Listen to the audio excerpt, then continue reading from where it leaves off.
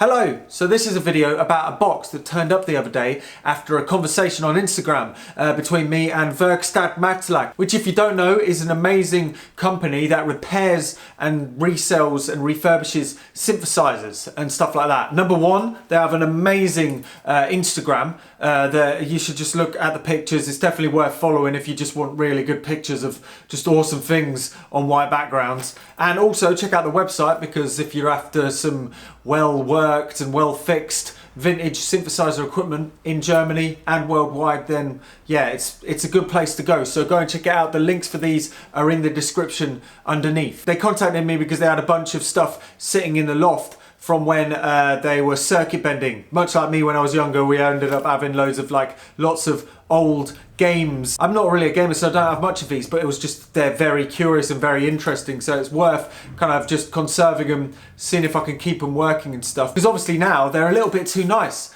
to circuit bend. Anyway, let's have a look. Okay, so what have we got in here? Hey, dear Sam, many thanks for all the videos you're sharing. Watching you working is just quite funny and relaxing. Please find some trash from my teenage years inside this crate, along with a book I published and written back in 2015. My wife already scolded me for my amazing and legible handwriting. Sorry. Mika and Lisa from Bavaria. Oh, well, this is the book.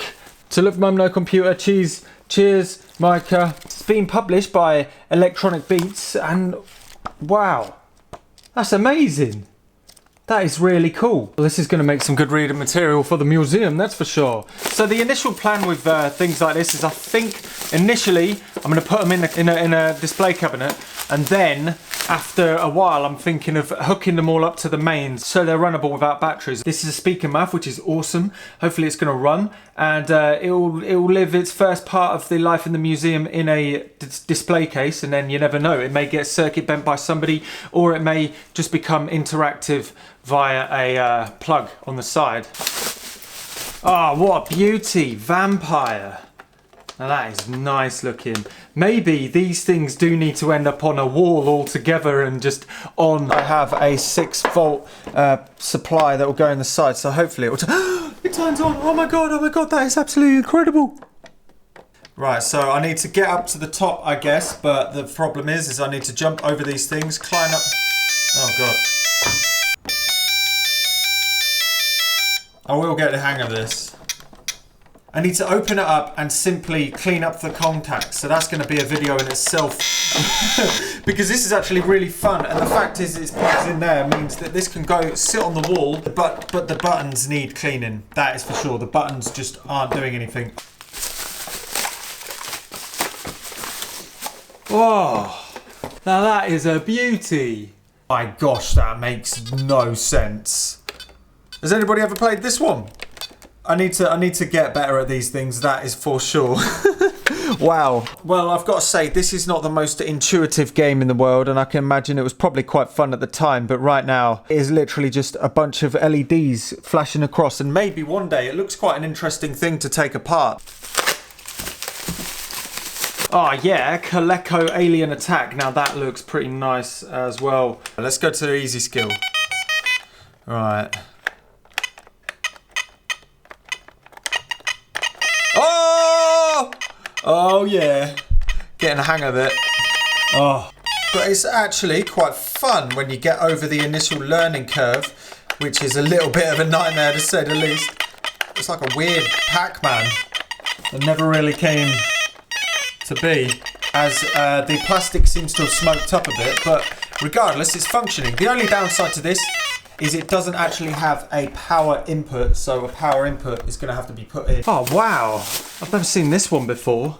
Bambino Safari. Oh, that's pretty awesome. Right, time to figure this out. Okay, ooh, god. I don't know what I'm doing here. I'm trying to, I think I'm catching tigers. This is not very nice. Putting animals in captivity. If you look closely, like they're actually little logos of animals. And my guess is I've got to catch the animals, but like, oh my god, they're actually quite hard. Catch as many animals in the jungle as possible to take home to your zoo. I mean, I don't think this game has particularly aged well for obvious reasons, but regardless, that's pretty mean. It's quite a mean premise for a game, I've got to be honest. The controls are in quite good condition, which actually makes it quite pleasing to play. The other ones, the joysticks are a little bit worn out. So this one, despite its rather mean game theme, we're on to a winner. Space Laser Fight, also by Bambino. Bambino. Oh! I don't know exactly what I'm doing here, but the screen is pleasing as heck. It seems to be a fire and defense mechanism, but has anybody ever played this? I'm not really a gamer myself, so it's very hard to sort of pick these up, but there doesn't seem to be any real problem with this. I've just got to figure out what the heck is going on, like with all of these. So there's a scoring system on the top, but I've got to be honest, I haven't got a clue what's going on with this one, but it's pretty awesome to say the least. So there's a few bits of repairs and refurbishments on pretty much all of these. Apart from this one, which seems to be working well. However, it is as intuitive as a government website, so need a little bit of figuring out with that one. So this isn't the last time you'll see these. Unintentionally, I've actually ended up with quite a few of these things over time. Usually, sometimes for circuit bending reasons, sometimes just because they're cheap on eBay and stuff. And this isn't the last time you'll see these. Some of them will get repaired, and this, that, and the other. Tomorrow's the first day of the second national lockdown in the UK, so the museum won't be opening, probably not this year. We're going to be looking at the start of 2021, and I'll keep you updated with all of it and keep with these weekly videos on this, that, and the other. It might get more frequent if, you know, repairing these, who knows. But yeah, if you want to see more information and updates, go and check out the Instagram. And if you want to support the museum venture, even though it isn't open yet, it will be open soon, then please go and check out my Look Mum No Computer Patreon, which supports building some of the larger machines that are going to be within the museum, and also supporting the museum, which is a rather bold move, especially in these times on my part. So yeah, if you want to look at supporting it a little bit, then please go and check out over there. Anyway, I'm Sam. This is the Museum of Everything Else. Don't forget to subscribe, and yeah, take care. Peace.